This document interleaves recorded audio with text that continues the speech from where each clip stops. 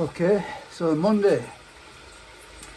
Now usually Monday I do heavy strength training, but decided to mix it up a bit. So I'm actually going to do the heavy strength training tomorrow, and today I'm doing cardio. So thing being this, I've consistently said to myself that the most important thing for me is to be fit. So it's not about super strength anymore. It's not about powerlifting. It's not about bodybuilding. It's about fitness. So in my mind, fitness, it's all about good cardio or a good cardio strength balance. It's all about healthy BMI. Now I know a lot of people criticise BMI, but I think it's a pretty good idea not to go into the obese range. Now you can argue, somebody who's muscular and they've got a BMI over 30, so that's the obese range, isn't it? Over 30. You know, you can argue, you know, there's no issue really. They're not obese, they've just got a lot more muscle. But I'm still going to say that as regards, you know, the long term, carrying more weight, whether or not it's fat or muscle, is not a positive. Now, how bad is it? You know, maybe the positives and the negatives balance out. You know, I don't know. But my bet, or my thought is, much more than likely, carrying excess weight of any description, fat or muscle, is a bad thing, and it's going to hold back your cardio development. So, now there's a good reason why heavyweights don't have the conditioning of lightweights. And I think that, you know, at this stage of the game, you know, obviously, you know, when I was younger it's a different matter, but at this stage of the game, it's all about health, conditioning, fitness, good cardio, good resting heart rate, good VO2 max, good BMI, good blood pressure, all those sort of things, yeah? Without, you know, without getting frail and weak.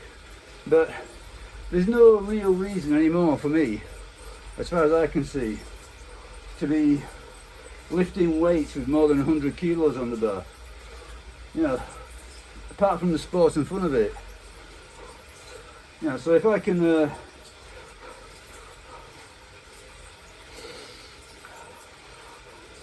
deadlift 100 kilos, you know, for reps, that's probably as much as I realistically need. But you know, I'm not going to stop at that.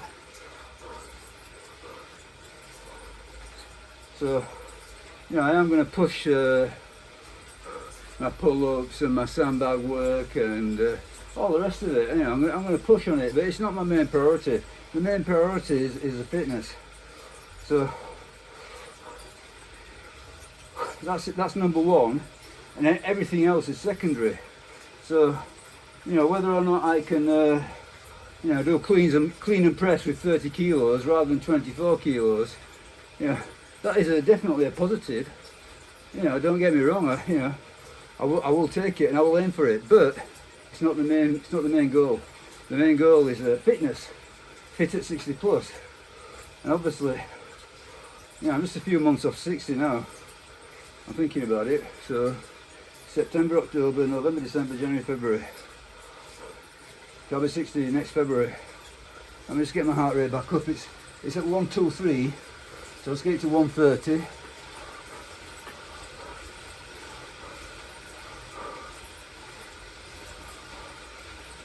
So anywhere between sort of like low 130s to about 121 is acceptable for zone 2 for me. So just pop it up and then let it drift back down again to sort of like 120s, pop it up again, so I don't have to look at it all the time. But 2 minutes left, that's it.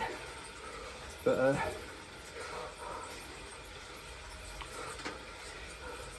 But yeah, as I say, you know, if I can get sort of like clean and press 30 kilo kettlebells, that'd be great. I love it, you know, no doubt about it.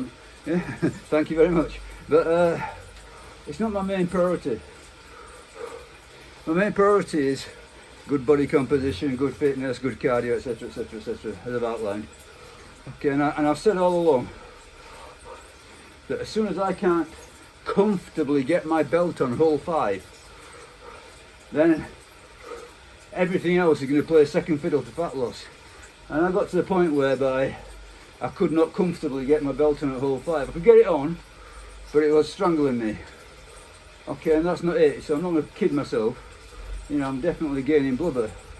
So this last week or two, most of the last week I suppose, you know, I've been dialing up the fat loss. So more cardio, easy cardio, and restricted calories. Okay, let's look at, let's have a look. 125, not bad. 126. Okay, I've only got about 50 seconds left. So yeah, I'm putting that in first place. But I'll still be doing a lot of sandbag work, kettlebell work and sandbag work. So to fit it all in, I will be doing basically training every day, 7 days a week. Most of it is easy cardio, so you know, I don't think it knocks a lot out of you. And an hour of zone 2, you know, it's not that bad on the recovery. Okay, a few seconds left and I've done it. So that's an hour. So I think, thinking back, I did the first 38 minutes jogging, which I find more pleasant actually. 38 minutes of jogging, and then the remaining 22 minutes on the bike. So now I'm just going to cool down. So I've done the hour. The reason I like to split it up is, well, first of all, you know, it's a little bit mind numbing to do just one. So it's more interesting to do 2. So you do get, you know, after you've done a certain amount of time jogging, it's pretty nice to change the activity, change the scenery, let's say. But I also think, you know, overuse issues. So I am planning on doing a lot of cardio. So even on the weight training days, I'll be doing cardio. So I'll try and separate it. I'll not do them together. I'll separate. I'm gonna do the weight training in the morning and the cardio in the afternoon. But if it's not a weight training day, I'm just going to do cardio. So that's going to be everyday cardio. We just, yeah, daily cardio. Sometimes it won't be a full hour, but sometimes it'll be more than an hour. So I vary it up slightly. But on average, it's going to come to about an hour a day. What's the heart rate saying? 115. Yeah, let's get it down, let it come down on its own naturally. Apparently, if you do some sort of a cool down, so it, you know, don't just jump off. If you do a cool down, it takes out the waste products better, so you get a better recovery. So you don't feel as you know, tight and sore, etc. Okay. It doesn't bother. You know, the tightness and soreness is not that bad actually. But I say it's all zone 2 stuff.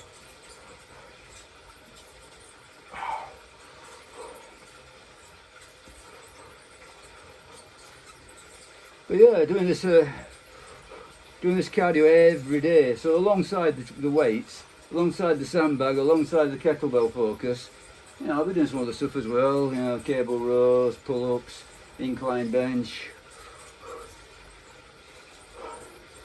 But I'm just gonna make sure I get the fat down, and I think it's already working actually. You know, I can already see a difference. You know, I can see my face, I can see, you know, the way my clothes fit, etc. Definitely feels different already. But that's usually the case with fat loss. You know, usually the case with fat loss is that, you know, I think, you know, at a certain age, you've been through it quite a few times. You know, it's inevitable. You know, initially it's quite pleasant. Then after a while, it becomes quite burdensome. You know, you get greater levels of fatigue, etc. then you start thinking, well, you know, let me eat more to train better. But I think that's a bad idea.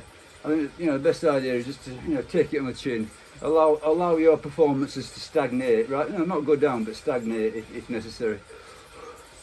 And just get it over with. But look, I think I'm weighing in at 86 kilos. So that was yesterday. 86 kilos, first thing in the morning yesterday. 86 kilos. Probably my first protocol will be, I think, under 83. So that's only 3 kilos, and then see how I feel from there. Just take my time about it.